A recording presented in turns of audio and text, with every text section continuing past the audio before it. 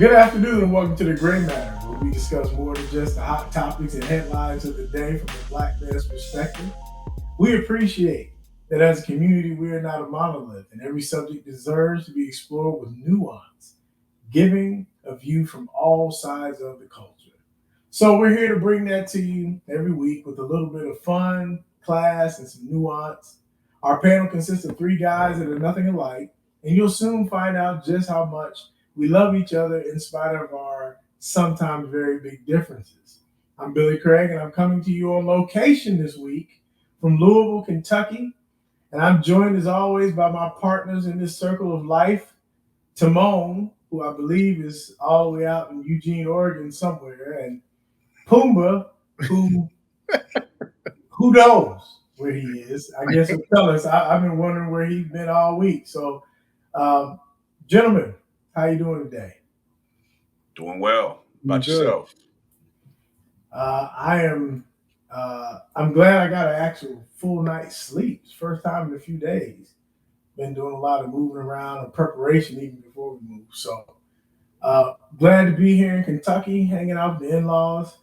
Got a break from the fam because they just up there with cousins and whatnot, and they've let me have a few minutes to myself. Maybe I'll break down and open up and start crying or something finally. I don't know. Let it out. Save it for the show. We need to save it for the show. Right. There you go. Like, yeah, maybe I'll let out something controversial or something. I mean, no, crazy thing is, I'm a family person. I enjoy having my family around, but man, I love when they go back to school. Just to get that like 6 to 8 hours, because I've been working from home and working for myself for like what 15, 16 years now exclusively, and so I'm like, man, why y'all waiting so long? Because most of the people like here in Kentucky, they've been, and in the Midwest, I know they've been back in school for at least two. I think they're in the third week already. Mm-hmm. Maybe it's not a full week, but they're back. They've been back for a few weeks. Man, they talking about going back after Labor Day. Like, we're gonna get back home this weekend, and I still gotta sit at home with them by myself for a week. I don't know, man. They grown. No, your kids strong, grown. You gotta be strong. Your kids grown. They easy. It's when they 3 and 4. Oh, I did that. No, listen. We're on a road trip in Minnesota right now. We're in the home of the purple one, and yes, kids in the airport is a overrated experience. I promise you, it's a 0-star experience. I would not recommend. I promise. If I can get a babysitter. We've been that family on a cross country flight. Ooh. We've been that family. Like any transfers? The baby wouldn't stop crying, was throwing up, like that. The whole they felt sorry for us. We were that family. And it was a holiday, so it was like after Christmas, so it was literally the worst possible time. Ooh. And on the worst possible flight. We only flew with my son a couple of times when he was little, to the point where he doesn't even remember. Like, we flew a couple of times. He wasn't even 3 yet, both times. And that was enough. He was, let me just say something. My son was perfect. That boy didn't sneeze. He didn't cough. He didn't poop. Like, he didn't, no vomiting, no nothing. He didn't do nothing. He didn't ask for nothing. He was the most even temperament child you've ever met. And we were still stressed. So by the time my daughter got here, I was like, nah, we gotta wait until she can kind of, fend for herself. But so I can only imagine those stories. Yeah, my son is he in the discovery stage. So I'm gonna call you in a few years because he's been working on his throwing. So Sun Chips was flying across the plane, all kinds. It was bad. Did he get his fingers right? That was his form. He moved across the plate. His form was good. I was impressed because he got it 4 rows up and hit the lady in the back of the head. So I am impressed. And I'm apologetic, like sorry, but at the same time I'm like, yeah, that's good. Mm-hmm. Just got like in the Jerry Maguire where he was like, oh, you got an arm like that? Yeah, we just gotta get your footwork together. We'll have it. We'll have Tell your son Uncle Billy said, keep changing their eye level. That's the key. You just got to keep the ball, keep it in the zone, but you want to nibble at the corners. The command. We'll get to the command later. Okay. Sounds good. All right. Well, let's go ahead and get it started then with our first topic. We're going to start with something that came across the headlines that caught my attention immediately. We all started like chatting about this. Like it was one of them like alerts. Not an alert for the rest of the world, but it caught our attention. And that was Aqib Talib. A lot of it was because, well, first of all, we've talked a lot about this. All of us having children play sports, youth sports, that kind of thing. And the story went, without going into a bunch of details, because I don't want to get too bogged down in it. Basically, there was a youth sports event, football, obviously. Aqib Talib, former corner, great player, came out of Kansas. And he basically was getting into it. Turns out that his brother, if I'm not mistaken, if I'm getting the story right, or if I'm getting it wrong, you'll let me know. But his brother, turns out, was wanted in connection with a homicide that took place where basically an opposing team, the coach, and we're talking like Pee Wee football. We're not even talking about like high school. 9 and under. States on it. 9 and under babies. We're non-U game. Football. Okay. They're out here playing football and apparently didn't like the way some of the calls went. And so the head coach ended up getting killed. And his brother, Keith Lee's brother, is wanted in connection with this murder. No, he ain't wanted no more. They got him. Okay. All right. So, update, breaking news, they got him, right? Now, here's the point. The reason why I bring this up is because there were several other people who also chimed in on it, people who were familiar with the teams in that particular league. And they talked about not just the brother who was responsible, who they locked up, but they said them as brothers, meaning not just the brother who did it, but part of the reason why it came up in the news and you were seeing it on all the sports blotters was because apparently Aqib Talib is a whole mess. Like he takes this really seriously, like getting very emotional and involved. And so at first, and if you see the mugshot, they do look a lot alike. Like you can definitely tell they're brothers. So the point was, he was in connection with this. As a result, he came out and said that he resigned or left his position with Amazon. Stepping away. He was stepping away. There you go. And he not stepping down. He was stepping away, which means he could possibly be allowed to return. Yes. All right. And the larger question that I want to ask is because I don't want to focus just on Aqib Talib, or even it's not even really a matter of sports. We see this in politics. We see this in plenty of other areas of entertainment. We see this in a lot of different places. I've seen it with pastors of churches. I've seen it with people where basically they have a son or a daughter or whatever. I remember when Tony Dungy's son, I believe it was about 6-7 years ago, his son committed suicide. Right. And so people were expecting that he was going to step down. And he was kind of like, what for? Like, the question I have, though, as it relates to all this is, do we, or let me start here. Should people who have been very successful in their fields, people who are public figures, people who are well known, should they be responsible on any level for the behavior of people who are close to them that act out in a bad way?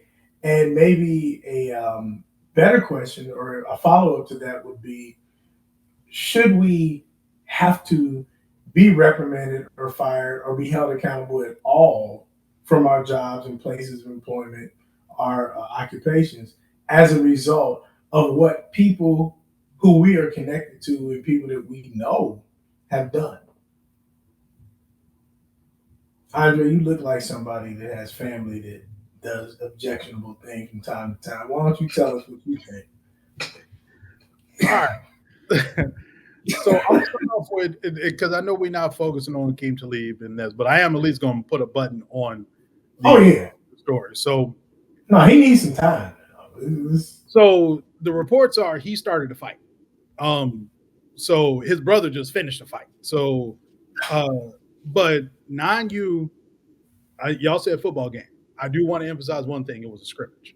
So oh man. Wait a minute. No, wait, pause. Wait. I did not. Okay. Mm-hmm. Now I did not realize. You know what? Yeah, and look at the time of year. It couldn't have been nothing but a scrimmage. I was getting ready to say, now that you mentioned it, couldn't have been nothing but a scrimmage or a jamboree, one of them little fake tournaments that don't mean nothing. So for our listeners that don't understand why we having this reaction, is not, again, we're not saying it's right under any circumstance. They didn't have on the uniform. In the scrimmage, the game doesn't. No referees there. Literally does not count. And so the story on how it unfolded was that Akeem Talib and his brother both were screaming and yelling at the refs, and the coach from the other team was like, "Man, why don't y'all stop whining?" That was enough to set him over the top, start throwing punches at Coach Mike. Rest in peace there. Yeah. And then his brother finished it off with gunshots.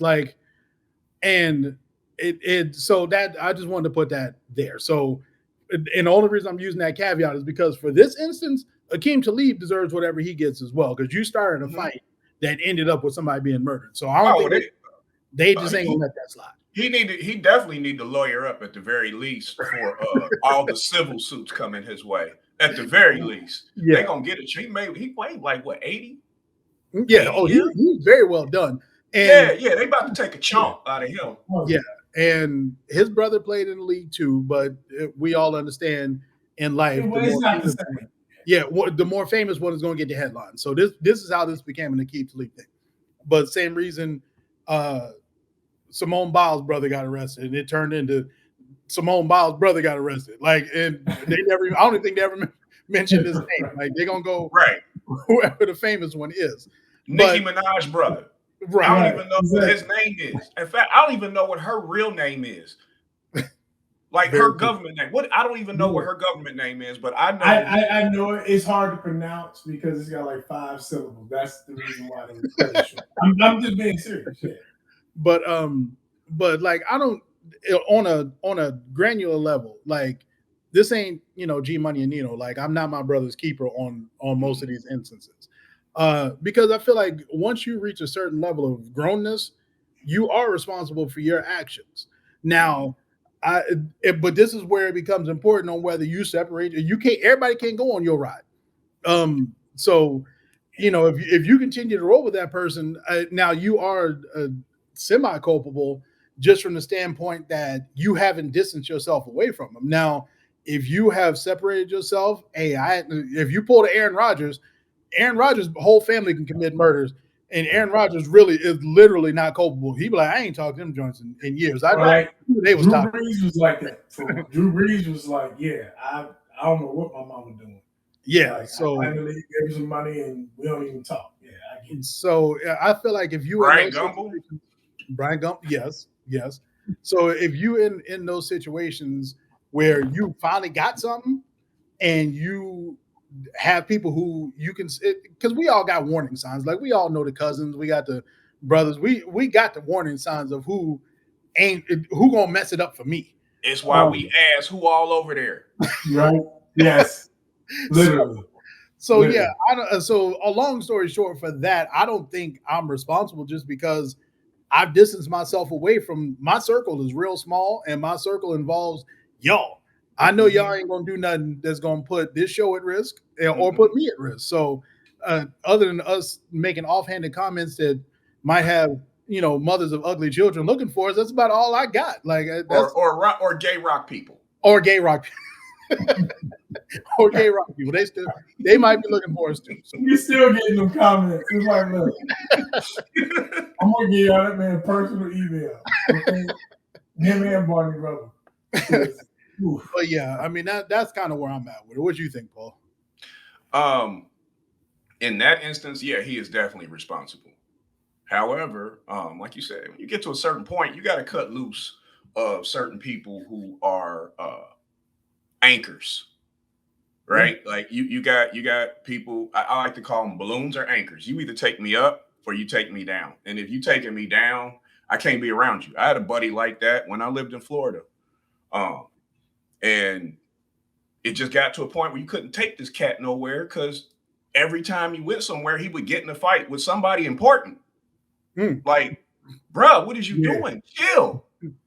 And you just can't take that guy no. You know what I'm saying? Like, you messing up me. I'm only laughing because you said something important. Like, we in here with 5,000 people, and you went for the executive vice president right. of the whole tournament. Right. Wow. Yeah, so, everybody got one, though. Well, until you don't. Until you don't. Until you learn to keep your distance. Look, man, there are certain people that I love that I will never be their plus one because I don't know how I've been represented in my absence. I love them and I'll deal with them and I'll answer the phone every time they call. And if they want to go get something to eat or whatever, we'll sit down, we'll chop it up, but it'll just be us. It won't be no group of people around. Yeah. You know what I mean? Right. Yeah.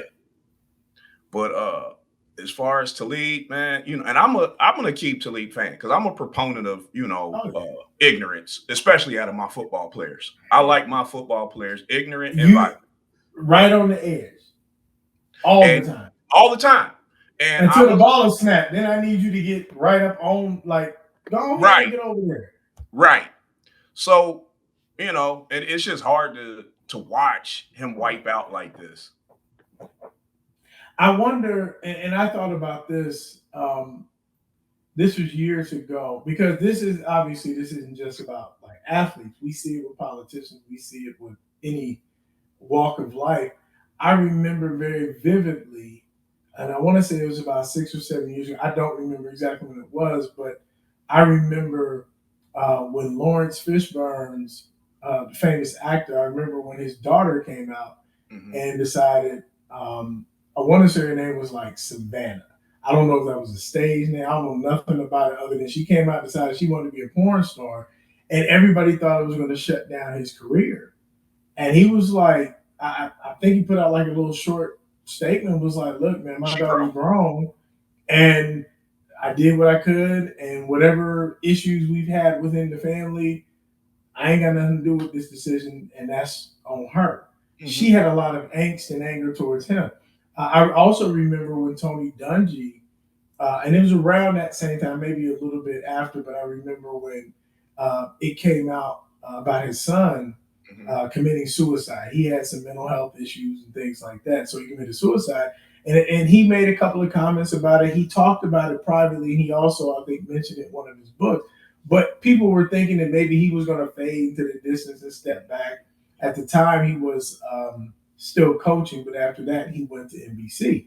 And people thought he was going to just kind of fade. He was like, nah. Like, matter of fact, I'm actually going to lean into it because there's plenty of other people who have family members, children, spouses, whatever, who have mental health issues. We did everything we legit could to help with it. There's nothing we can do. We have friends. We've experienced that in our own families, things like that. I guess my question then is, do we sometimes have the wrong expectation? I'm not talking about like the key to lead. I think of like Michael Vick. Part of what happened with him was he was the big fish because he had that big, contract with the NFL, with the Falcons at the first time. And so he became the big fish, and he refused to cut bait and disassociate himself. It wasn't like just being out, keeping it real, staying down with the hood kind of thing, where it's like, you change, man. And because he wouldn't disassociate himself, he wouldn't turn on his brother and other ones. He ended up being the one who really took the fall. But I guess my question is, do we have some maybe do we possibly, as a society, as a culture, do we possibly hold them to a standard that, frankly, isn't fair? Like, I look at what you mentioned, Aaron Rodgers. I mean, I hate that he had to do it, but I think sometimes people look at that and be like, man, that's cold blooded. No, that's exactly what you're supposed to do. If you got family that's acting up, man, listen, it hurts me more than it hurts you, but it ain't gonna hurt that much. Right? We live 3,000 miles away from the nearest relative. Yep. And there's a reason. There's a reason. Hey. Good reason. And you don't have to like the reason. I just wonder if sometimes as a society, do we hold these people, like I said, just a few examples, like, hey, do we hold these people to some standards? Again, I don't want to mix these together. Clearly, the Talib brothers are like-minded in their behaviors. But I'm talking about when people are sometimes feeling like, are we really separating ourselves enough for the right reasons? And the fact of the matter is, I kind of feel like we need to hold people to account, but we need to be very mindful and very cautious of holding people accountable for stuff that has nothing to do with them. And I'm even talking about, like, when we think about, I'll even get as close to say not just brothers and sisters or parents and children. I'm even talking about like spouses. I think there's a very fine line there where if you're married and you're in an actual marriage where you're actually, living together, you see each other all the time. Like my wife, if my wife does something, then yes, I should have to answer for it, but I don't know that it should require that I have to, I don't even want to say apologize, but the fact is she's a grown woman. Mm-hmm. She's got her own behaviors. And unless I'm directly... but that's your wife. You are directly... I'm saying unless I'm directly responsible for it, because my point is I feel like sometimes we forget that just like you can be sitting there like, man, I had no idea like that my wife was dealing with this because she never told me. It happens all the time. Andre. Well, but this is about, so when it gets, there's different levels, obviously. So when we talk about spouses, there's conversations that need to happen prior to certain things. So, perfect example, Patrick Mahomes. I know y'all wondering, what does Patrick Mahomes have to do with this conversation? No, I know where you going. I know exactly where you're going. That's what I like. So his wife will say is active on social media. But I am the face of the NFL. Life ain't fair. It comes, and I get it. But when you get $500 million, life becomes not fair. So you can't act on social media the same way my wife would act on social media. I mean, hey, babe, they just gave me that contract, 10 years, $500 million. You ain't got no Twitter account no more. No, or everything has to go through a publicist. Or it's all burner. Right. Right. So you don't get to voice your true feelings anymore. No. You don't get to say, I hate the wide receivers is dropping passes. Like, you don't get to do that. Like, that ain't what it doesn't come with that job. And that's what it becomes when you are with somebody that is that famous. It becomes you being his wife is your job at that point. Mm-hmm. I know feminists gonna be mad about that. We're gonna talk about y'all in a second. But on that statement, where it comes is your job is wife of Patrick Mahomes. Like they never talk about her name either. And listen, and if she the one to get it, look, if my wife get that kind of bag, guess what? I'm husband of like Sharice, like for real. I'm like talking about them aliases. I'll be Pickle Rick 2022, Pickle Rick 2021. I'll be all kinds of aliases and burners because no, but that's a responsibility that I feel like I have. But we're also in a loving relationship. Right. Later this afternoon, I got to go a couple hours away and go be my wife's husband. Yes. I do it all the time. Because in that room, she is far more important than me. I care about me. Man, listen. My wife is far more important to me in most rooms, to be honest. Yeah. If it's not a baseball, football field, a gym, or a church building, I'm pretty much doing whatever she feels like we need to do. I mean, you want to stay married, don't you? Hey. Right, y'all did that at the same time. Hey. Right. I kind of enjoy the way I'm living. Leave me alone. Too. I got a good life. Yeah. But when it comes to siblings and just different people that you associate you with, it just comes down to, I think it boils down to, you got to cut bait when you know things aren't right. Even, and this isn't just for rich and famous people. Like if you got a job, I don't care if you just got a regular, job making $35,000, like it perfectly fine. If somebody else is trying to threaten you being able to make that $35,000, you need to let that person go. Yes.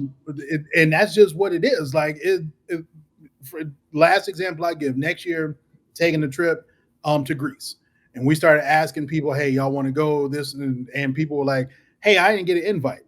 Oh, my bad. Yeah. Because I literally had the conversation with somebody said, well, we going international. And if I can't trust you to not start a fight. Now, if you start a fight over there in international waters, because I am who I am, I will jump in and help you not get killed. But if I get back to the resort and find out that we fighting over some dumb stuff because of you, now me and you fight. Like now we got a problem. Like so, I'm taking your passport with me. All I'm saying is everybody can't go. That's advice for everything. Whether everybody can't go where you trying to go. Boy. You ain't saying nothing but a word. Boy. That right there. Because I'm gonna tell you straight up, by the time this show actually makes it, I will have gone through Cincinnati. I will have drove through the 8th section, and what the Bible says, like a thief in the night. I done came and went. By the time y'all realize there's a reason why I don't, and I love, and I mean this, I love my people. I do. I just don't love you enough to be out here like that, risking it all for something that happened back when we was in 4th grade. I'm sorry. Bro, I don't even remember why you don't like me. I don't. Yeah, pretty much.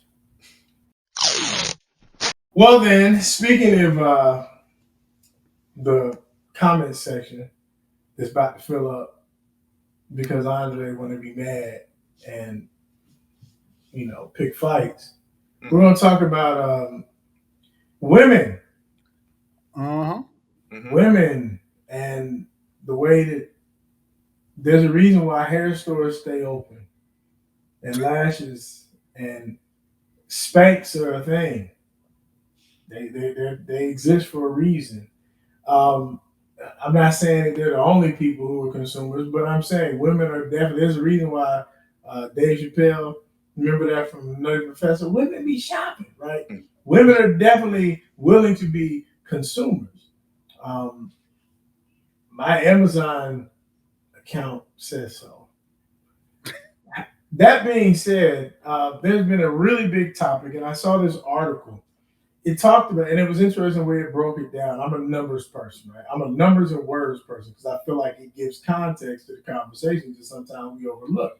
And it was talking about how, I want to say it was something in the neighborhood of the WNBA brings in roughly, the NBA brings in roughly 73 times more than what the WNBA does.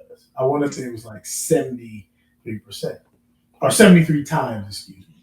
And then it also talked about the salaries and the disproportionate salaries, but there's been a lot of complaints about disparities in women's sports, not just in the WNBA, but we're talking soccer, especially soccer. And people were talking about, oh, well, yeah, but the women's, soccer team is so much better than the men's, and yet they don't get the endorsements and the money and things like that. So anyway, this issue came up with the WNBA in particular because people were complaining about their salaries, and especially when you consider something that we've been talking about regularly about Brittany Griner. Everybody's been so caught up on that, and I appreciate it like last week.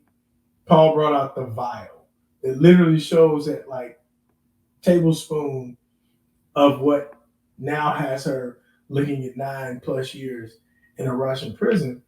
And we forget that the reason why she's over there is because she makes like 3 times more in Russia than she did playing ball. 12.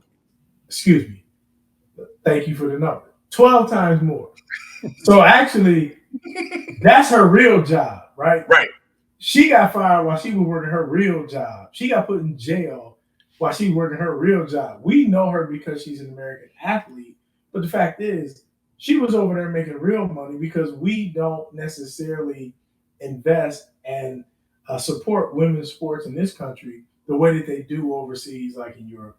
That being said, a lot of the complaints and a lot of the more liberal feminist voices out there have been talking about how we need to support um, women entertainers more. They need to be making more money. And yet I brought up the lashes and the Spanx and the nails and the hair in my Amazon bill because I want to pose this question this way. Who's actually responsible? Why is it that men should be responsible for putting in when women now have the capacity, they now have the money, they now have the resources to be? We're not talking about 70, 80 years ago when we still lived in that society where men were the breadwinners and they controlled all the money. Like women could be pouring into and investing into women's sports and women entertainers on all different types of levels. So I think they support the entertainers. It's just the athletes they don't do anything with. So the question they support Beyonce. They support Madonna. Okay, so the question is, if women do not care about women's sports enough to put their money behind it, why should men? And I'm gonna leave that for you, Paul, because you sound like you. Because full disclosure for you guys who don't know the behind the scenes stuff, Paul watches. He's the only person I know who watches more women's athletes, the athletics, than my grandmother and my aunt. Like, I'm here in Kentucky. Let me tell you something. They love. I'm in a room. You guys can't see it. I'm in a room where Angel, what's it, McCautry? He used to play for Louisville. Okay. They love Angel McCautry. Okay. She is like everything here. I'm in a room full of nothing but Louisville Cardinal stuff, and it's a bunch of women's basketball. They love women's sports. We'll tell them to pray for Shoni Schimmel because she just got arrested about a month or two ago for choking her girlfriend on the reservation out here. She did. Okay. Hey, our point guards are serious at Louisville. That's all I know. Go ahead. Louisville, yeah. Okay, they like the Talib brothers out here. Okay, they take their crossovers them Schimmels, a little bit seriously. Yeah. That being said, though, I'll drop that off with you, Paul. Like, if women don't care to put the money behind it, then why should men be able to kind of? Why should we care? I don't know. Why should we? I mean, to be honest with you, I think women don't respect women who compete athletically more so than men don't respect them, in my opinion. Well, why? That I agree with you, but why? Because I want you to go there. Because I have my theories.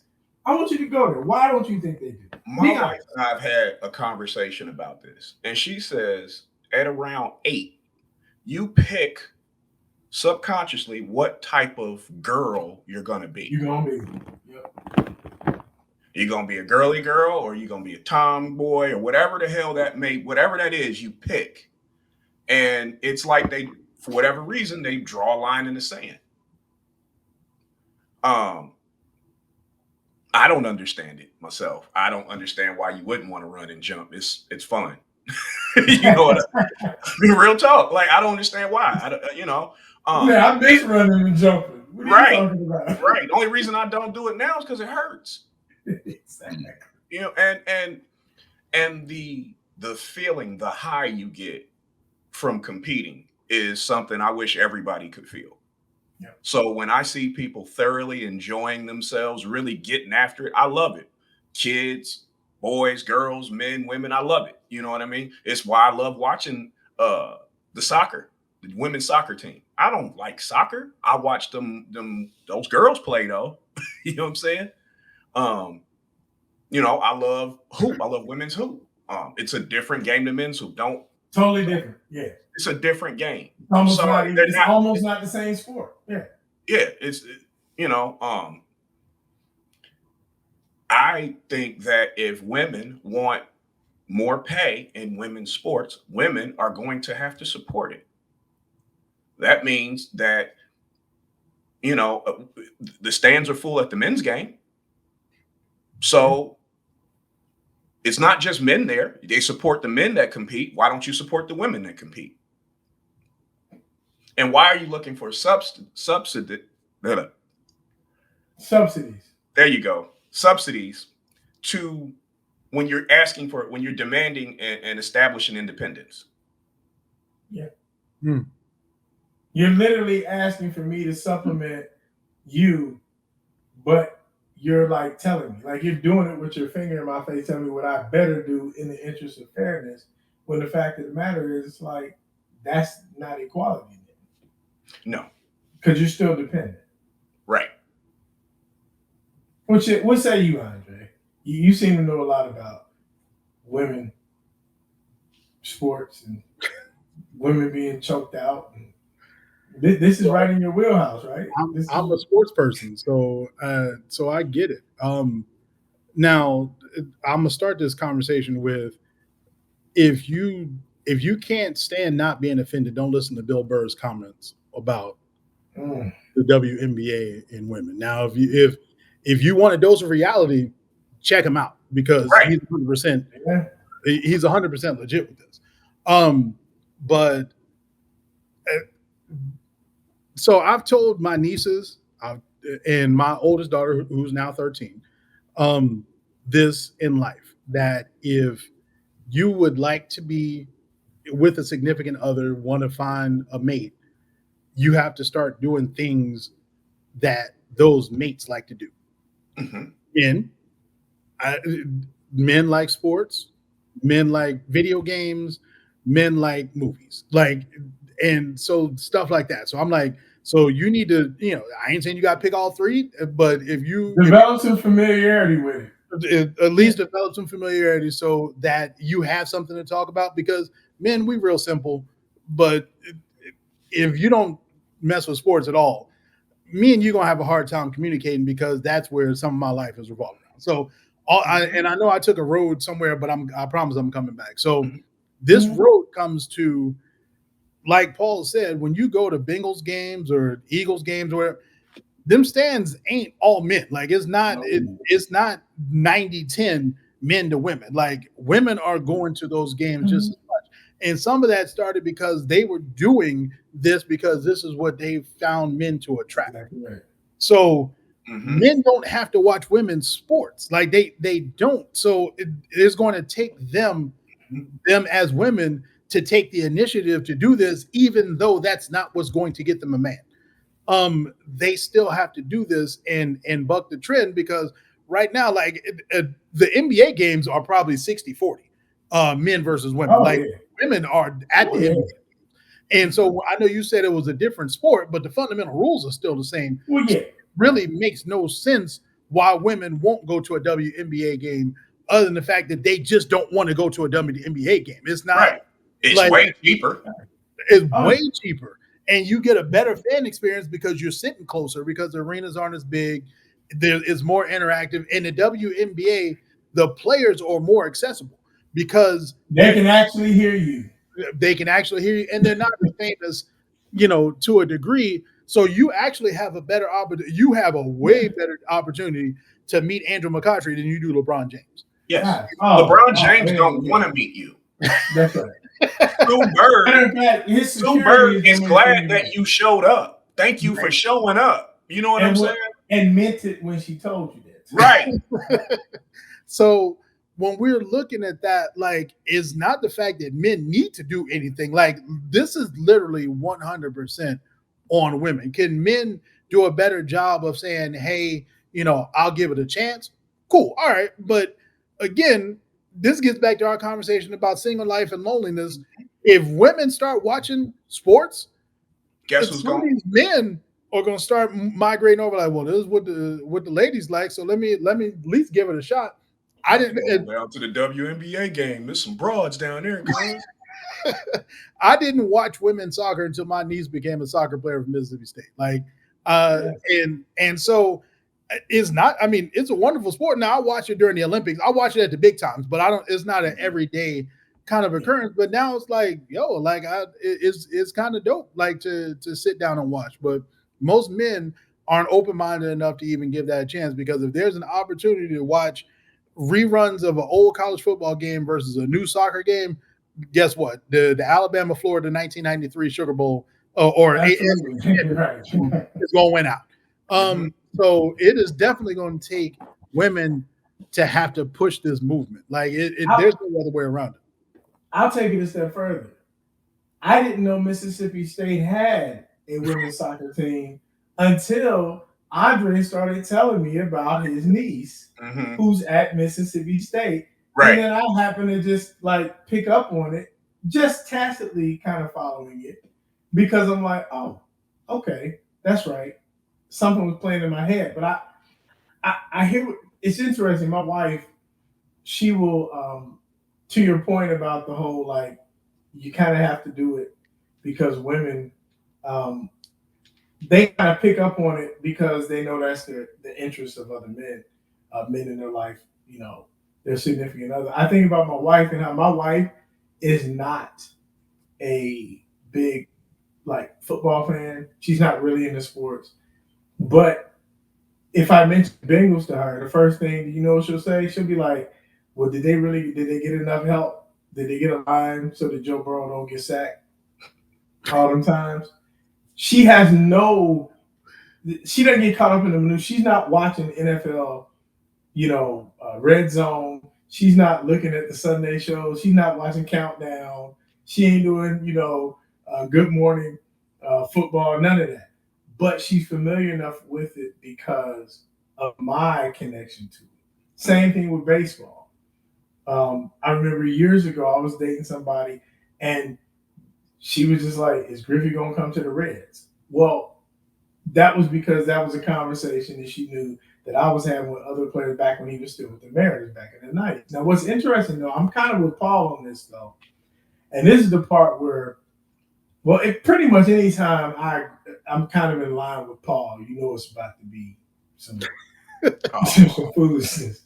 But that being said, I thought about my favorite players growing up as a kid. My first favorite football player was O.J. Simpson, just because he was popular when I was really little. Then it was Walter Payton. And then when I first actually started playing, this is when my friend BB, he took me, he was playing football. It was Lincoln Heights Tigers. So I'm playing, and at that time, the big name, because I was a running back, right? I started as a receiver, then I was a running back. So the big name then was Eric Dickerson. Now, my parents weren't going to let me get a curl, but the goggles, the whole night, like, the reason why I bring it up, and then it continued on, right? Then it went from Eric Dickerson to, I really got hyped over the Bengals, right? So it was James Brooks, it was Eddie Brown. It was pretty much anybody who I could identify with at the skill positions. And then it was Deion Sanders. And then I kind of, like, that's where I locked it in, right? Back when he was with the Falcons and then before he moved. I bring those names up because of something very important. And I brought it up in the opening of this particular segment, talking about the lashes and the hair and the Spanx and all that. Because here's the thing. Growing up as a kid, not only did I run and jump and want to perform like them, I wouldn't mind looking like them because I saw them.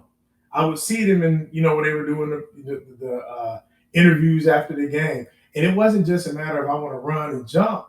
Like, I want to just be able to have the breakaway speed of Eric Dickerson. I saw Eric Dickerson with his shirt off too. And I was like, oh yeah, I got to give me some shoulders. You know what I'm saying? I got to give me a chest. I got to, build up my body. The ugly part of it, in my personal opinion, is that what Paul said, I think, deserves um, more time in the conversation, and that is, girls are often having to choose between beauty and strength, being an athlete, and strength. And it's almost like when you make beauty and strength opposed to one another, that's why the Serena Williams of the world get so much popularity, because in black circles and in black America, it's almost like she didn't have to choose. Mm-hmm. Regardless of what you think about never have to choose. The point is, though, a lot of times people are not, the way that they market the athletes, it is sometimes difficult because the standards of beauty that we hold up in the culture, when you look around and you see women athletes, they don't always match those standards of beauty. And see, that's the thing I feel like we have to talk about if we're really going to deal with it. That's the reason why the sports aren't more popular. That's the reason why there's not more eyeballs, is because there's nobody putting out there to say, this is the face of this sport. This is the face of this product, because the people who are considered the standards of beauty are not people who we look at and think they're athletic. How many times did Serena Williams how many times do people say she was strong, she was built like a man? Okay, if we go back to the last episode, it's a lot of ugly babies out there. Okay. All right, then. I'm just saying, like, we can't be. I mean, it's sport.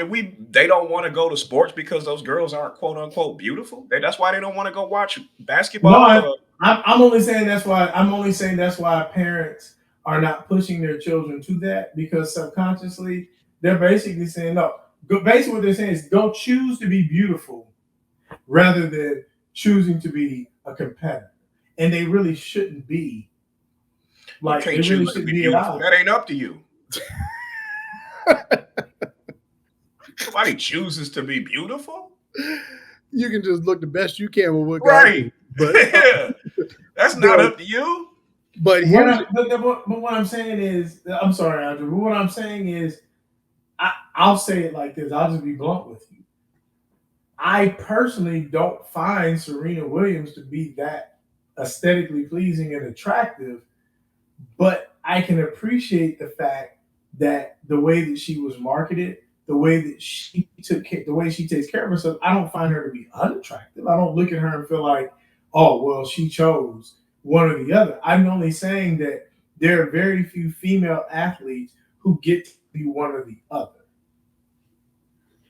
Or, I'm sorry, get to be both instead of being one or the other. Go ahead, Andrew. Well, but here's, and I think this will put at least a decent sized bow on this, is if you look at how women's sports are now being marketed, you can tell they're being marketed by men, because they just saying, hey, get on Instagram and have suits and things like that. So some of the most popular WNBA players, I promise you, have millions of followers.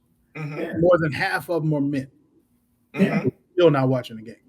Because all you're doing now at this point is saying, go be beautiful. And we'll appreciate your beauty, but I'm still not watching your basketball game. And we're not going to until women start doing this. Like it. So, I mean, and there are a lot of attractive women like in the WNBA. Like, absolutely. And absolutely. If you want to, that's not the problem. Well, no, it's not. And if you it's not, the problem is not the girls aren't pretty enough. Don't do that. Show me a women's track meet, and boy, I was just going to say FloJo, and that's the thing about it. Even as a teenager, nobody had to make me watch FloJo run. I just showed up because she was impressive, and the nails and the hair and all that, like that was just a plus. So, yeah, women, this is on you. This one's on y'all. To put a wrap on this one. If y'all want the money to change, if y'all want, the fact that LeBron James makes more than your entire league is because LeBron James is worth more than your entire league. Y'all not going to be worth more until y'all get out there and support them and bring in the revenue to make that happen. Make me show up. Them's the facts. Well, that takes me to our third topic today. Rap music. Oh God. Yeah, rap music. I know there's some people on this panel that the quickest way to offend them is to call them a rapper. Mm-hmm. Right?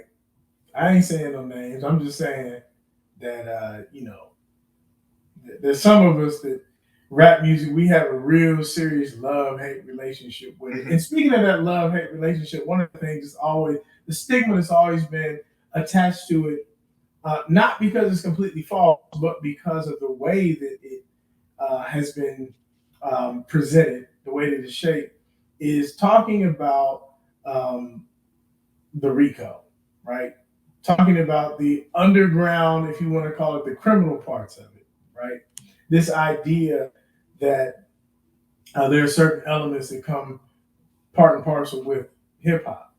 Now, I bring that up because, unfortunately, from the very beginning, I'm talking the origins. We're talking early hip hop back in like the early mid 80s, right? Before it was anything like what it looks like today. There's always been a negative connotation that gets associated with it. There's always been stigmas and labels and things put on it, and it was largely unfair. A lot of that was intentional. Mm-hmm. I think of, again, this happened in the 80s, so we're talking about the Reagan administration, right? Mm-hmm. We're talking about the very intentional and purposeful demonizing mm-hmm. of hip hop music. Treating them because it was black men that it was a criminal thing. Young black men. Young black men, yeah. Young black boys, when the fact of the matter is, it was actually intended to empower by basically giving them an outlet. Like it's almost like COVID, right? If you don't understand the music, that's your business, but some of the label was very unfair. That being said, it is no longer the 80s. Ronald Reagan, I guess you could say, fortunately, he's been gone for a long time. He lives, and so now, yeah, that's my boy, huh? Mm-hmm. Yeah. Anyway, we're well past the Reagan administration back in the 80s, right? We've long since gone past the, congressional hearings about, Luke and putting explicit labels on music. All that stuff is long since past us. We're decades past it. The question I want to throw out there, because of the way that the genre has changed so much, has the label, the stigma, the negativity, has it finally caught up with hip hop? What I mean by that is, have we finally gotten to a place where the genre has lost its usefulness when it comes to building up the culture?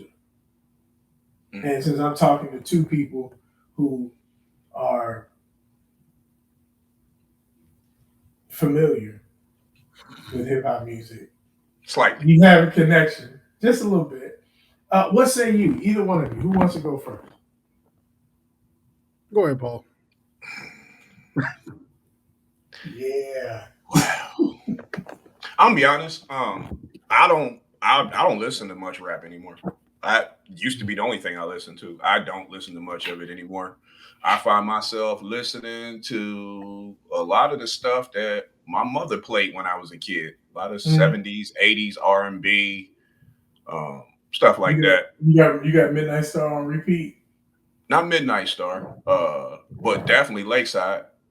Ooh. Definitely some Slave. Ooh. You know what I'm saying? Yeah. Steve Arrington. Wow. Yeah. Commodores. You know what I'm saying? Not Lionel, Commodores. You know what I'm saying? LTD. You know what I'm saying? With Jeffrey. You know what I mean? Yeah. See, my vibe is different now. I like Stranger. Yeah. You said, listen to that Stranger when y'all get done. But oddly enough, when I was a rapper, like a real one, like back in the day, I didn't listen to any rap back then because I didn't want to get influenced by anyone. So I listened to a lot of stuff that didn't have any rap to it. But like everybody else, we like the Tupac, the Biggie, and all that. But those people ain't coming back. We ain't got none of those no more. I mean, we got Kendrick, you got J. Cole. In fact, Kendrick's in town tomorrow. I'm gonna check him out tomorrow night. But there's not a lot. These guys they doing now. It used to be you had to be good at rap to rap. Now it's do you know somebody who can put some money behind you? That's it. You don't have. That's why I don't like it anymore. To be honest, there's no getting discovered. There's no talent. Yeah, exactly. Like there's no beats and like where's the beats and rhymes?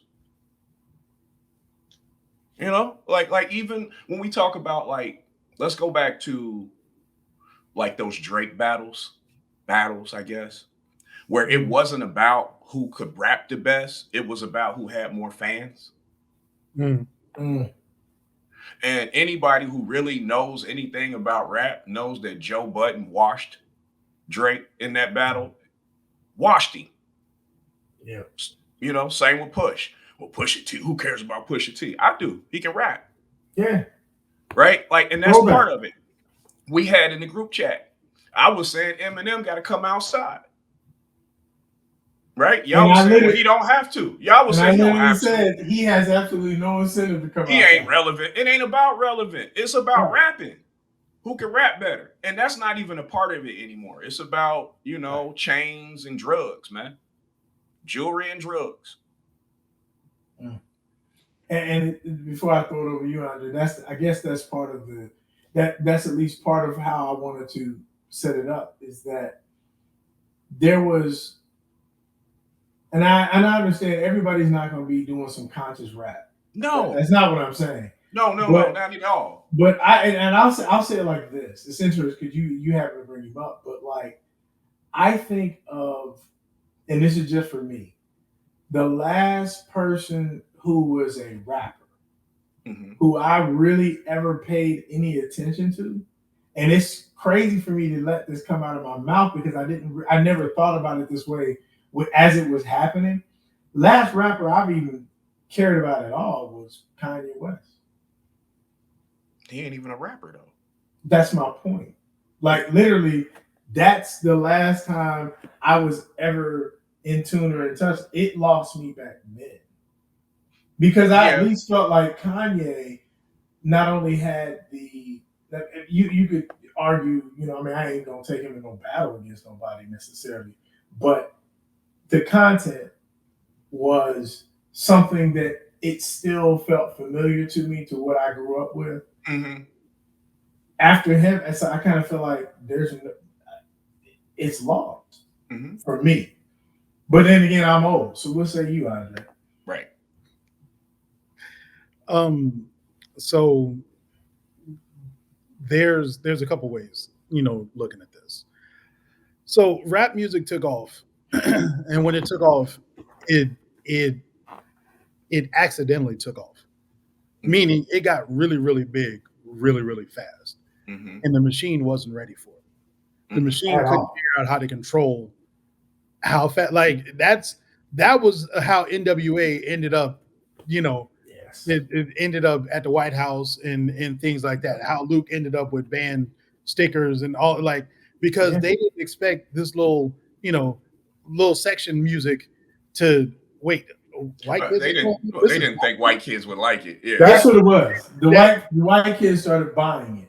Yeah, and that's when they said we got to protect, making people really, really rich, really, really fast. Right. And so it accidentally, and so that's what I mean when I say it accidentally. But as all things that are controlled, and let's not act like music's not controlled, there's ways to still be manipulated by it. So full disclosure, with me being an artist, I don't consider myself just a rapper because I am, you know, a writer and all this other stuff. Neither here nor there. But when we get to this point of looking at why does music sound the way it does? It's because there's somebody in a boardroom that wants the music to sound how it does. It's not, we don't have control. Like if you want to hear real rap or, you know, things like that, SoundCloud, different like art, local shows and things like that, that's where you're going to find it. There's of the Toby Niguez, there's probably 30 of them that you'll never hear of because they don't want you to hear about them. They're not trying to sign them. They're not trying to pub them.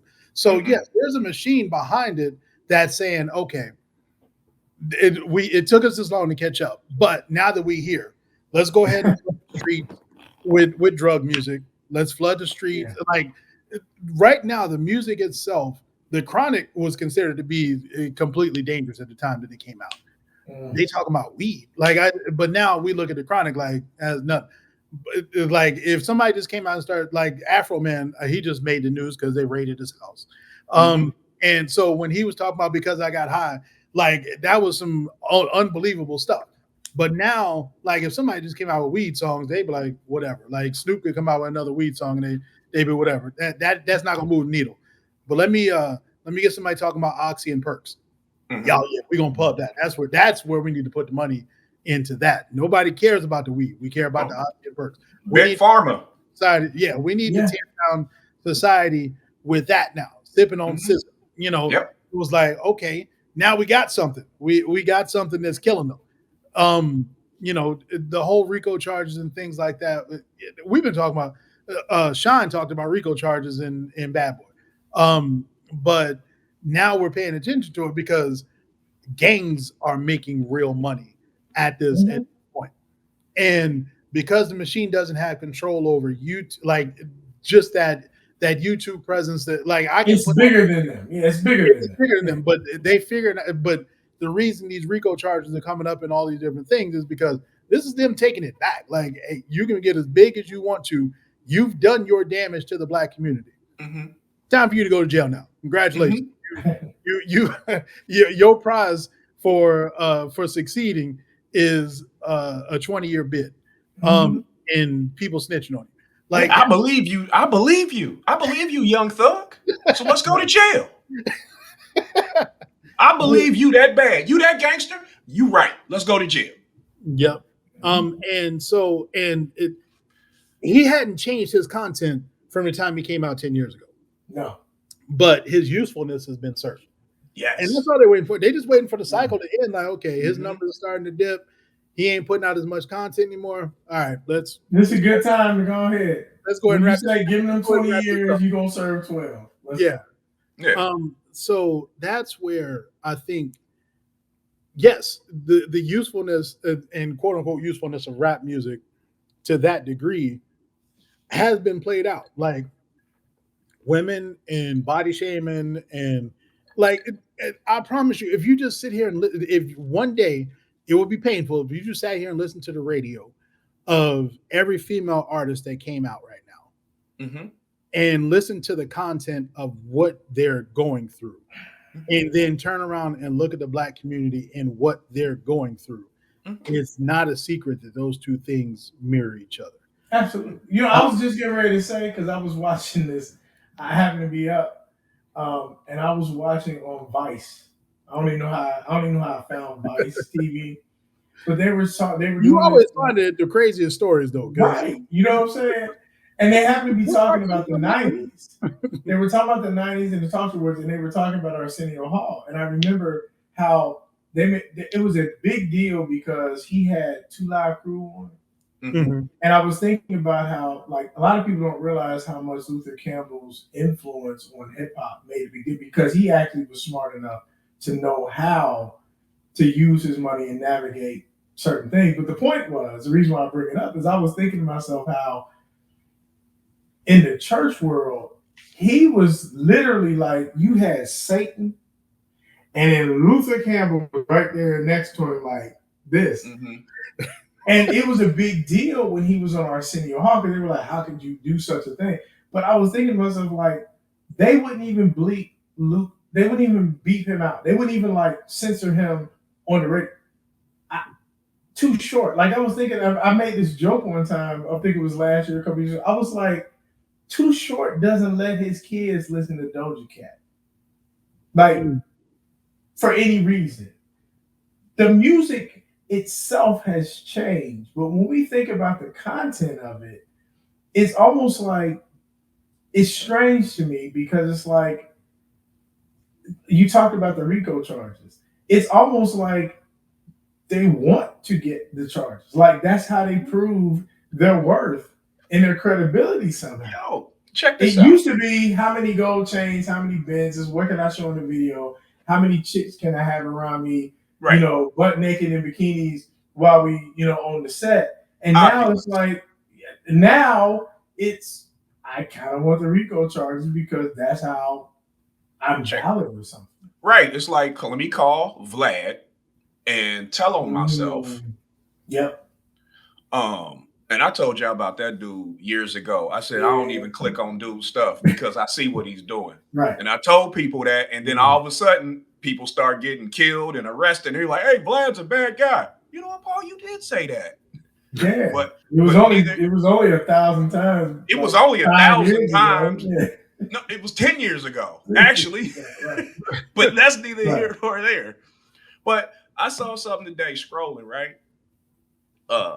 2 rappers. And I like this one rapper. I like them both. Their music, both of their music is actually decent. Freddie Gibbs and Benny the Butcher. Yeah. Okay. Yeah. Benny the Butcher puts an IG post up showing the chain that they snatched off of Freddie Gibbs when they jumped him on tape. You told me about it. Yeah. No, this just happened. Like this is like yesterday. Okay. Now, Freddie Gibbs comes on there and says, you wasn't even there. You was just with the dude with the camera. You didn't fight. Like, that's how you go to jail, bruh.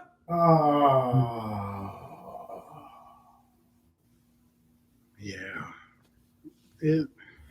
And meanwhile, we out here, like Andre, he was saying, like, he's more than just an artist, but it's like Andre not on Vlad. No. Andre ain't out here snatching chains. Mm-mm. Fortunately, Andre big enough where most people see his chain and be like, nah, I'm going to go get little dude's chain. I'm going to save my money. Right. But that's kind of the thing. It's almost like the validity in you being the artist has nothing to do with your art. And that's why I said, as far as has it lost its usefulness when it comes to the culture? And I asked that question because reflexively, almost, Black people will defend rap music. They will defend it. They treat it like, no, we got to save it. And I'm maybe I'm missing something because I don't know nothing about it. I'm like, does it need to be saved? Well, full disclosure, we owe. It's not our time anymore, and they talking to our kids. At the end of the day, they not talking to us no more. Right. Yeah, this is true. And I don't know if I like this. No, I can promise you who still has to step into that arena and produce and all these other things. Like what rap has become is nothing short of amazing. And I'm not talking about amazing in a good way. We're not talking. No, it is morphed. Talking Luther Vandross so amazing. We talking even about the battles. They don't even rap on beats in the battles no more. They sit there and cap on each other for 3 minutes, and they get to mess up and start over. Oh, listen. They talking real close, like right here in his face. Like Paul, tell him we did that on the bus every day, twice. Okay, both ways. Like that's all we did. Right. Like ain't nothing else to do. Wow. All right. Well, with that, then, now that we've officially got rappers, we got rappers mad at us. We got women who buy fake eyelashes and them dangerous ass Talib brothers. Yeah, I'm gonna say the Talib brothers is. I don't want no smoke, Key. I don't want no smoke. Y'all shoot people, man. I'm good, man. I don't want no problems. Listen. And I'm gonna tuck my chain. I saw what you did to Crabtree. I like my chain. He said, I ain't big as Andre, I'm gonna tuck mine in. I ain't no easy win, but I don't want no smoke. Yeah, How about this? But let's go ahead and get to our APBs this week. So with that, we'll start with you, Andre. What's your APB for the week?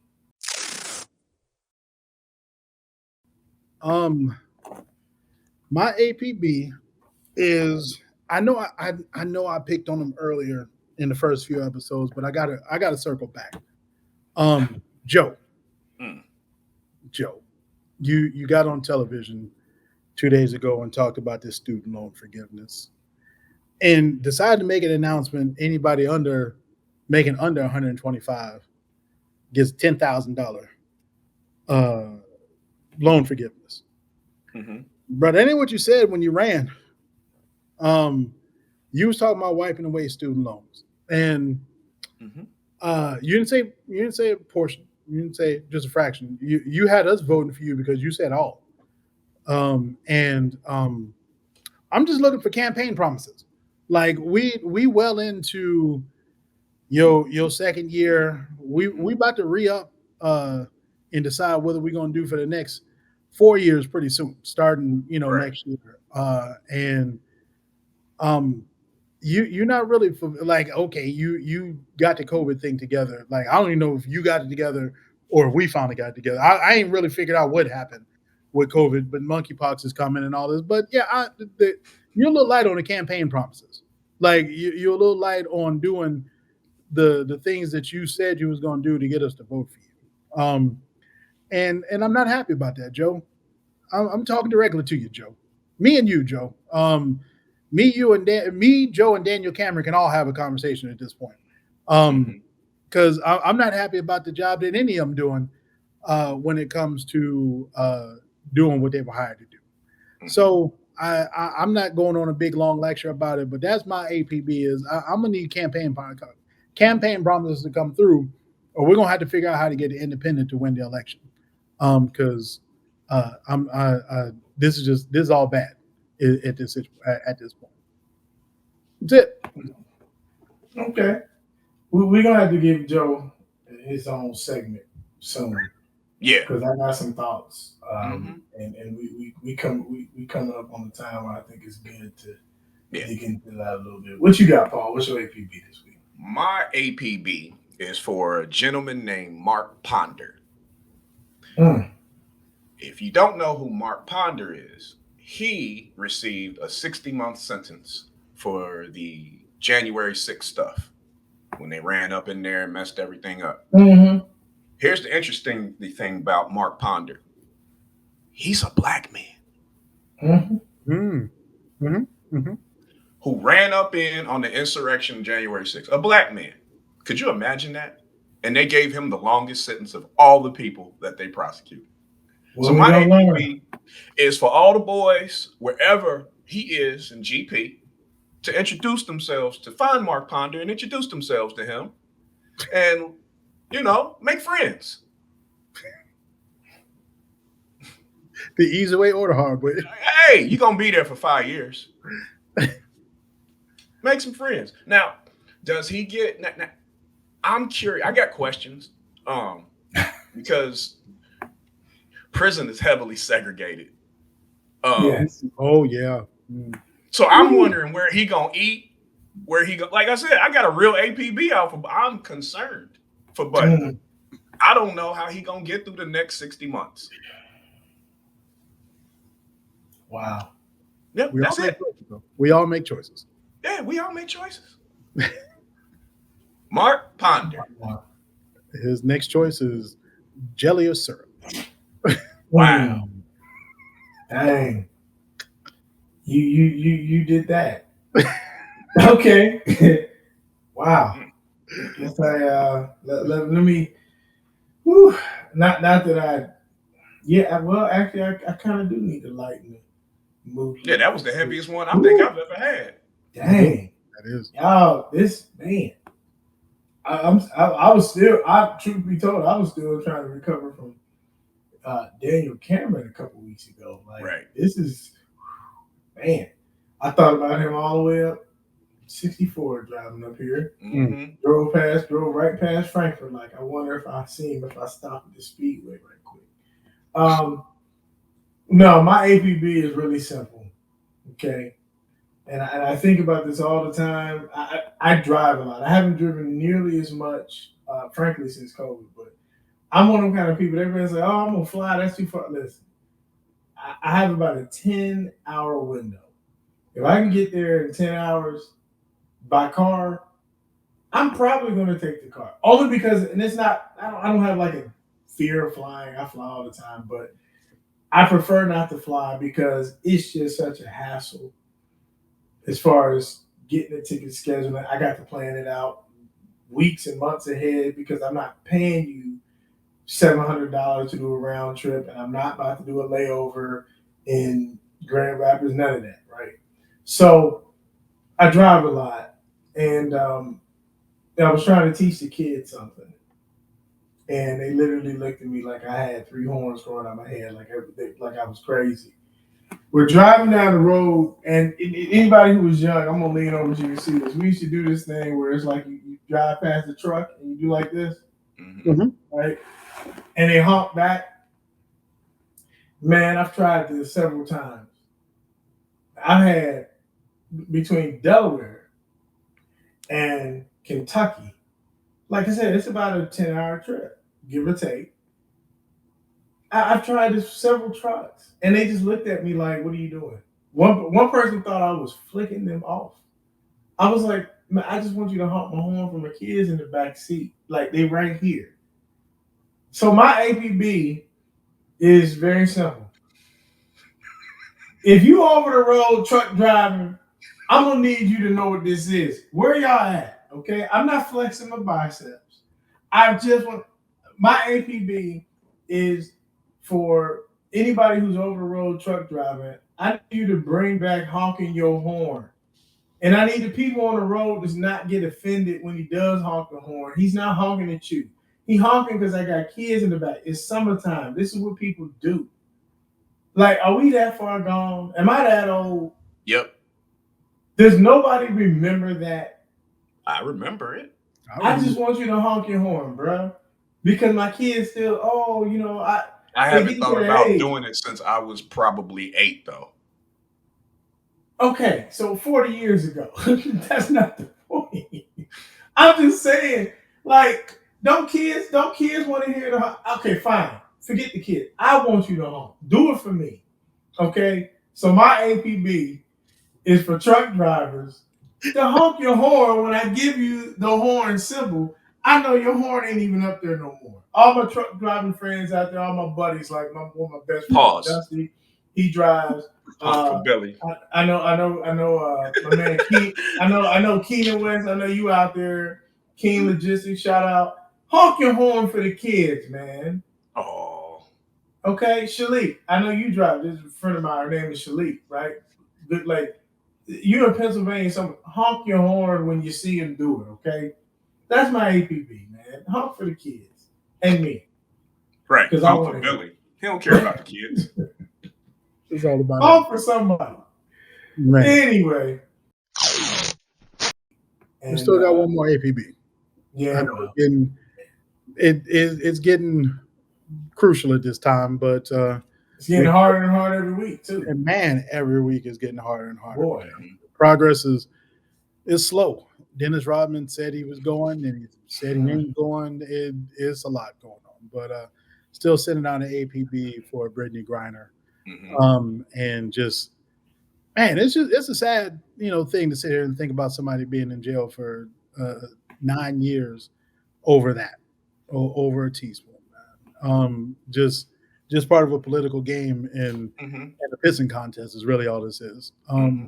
So I'm still sending love and light to her as she goes through this. But if y'all want to sign the petition, go to www.wearebg.org just to go ahead and sign and let her know we're still thinking about her and that she matters. But just wanted to put that in there as well.